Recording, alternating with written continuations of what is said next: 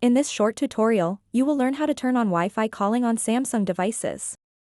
Wi-Fi calling allows you to make and receive calls over a Wi-Fi network instead of using your cellular network. This is especially useful when you have a weak cellular signal but a strong Wi-Fi connection. To get started, open up the phone app on your Samsung device and then tap on these three little dots at the top right corner of the screen.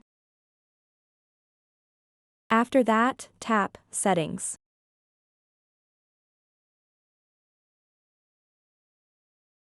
Once you are on the call settings page, scroll down a bit and you'll see the Wi-Fi calling option. Just tap on it. To turn on Wi-Fi calling on your Samsung device, simply toggle on this switch over here. So that wraps up this tutorial. If you have any questions about this whole process, please let me know in the comments section below. And if this video helped you out, please give it a big thumbs up and subscribe to this channel for more tutorial videos like this one. Thank you so much for watching and have a good day.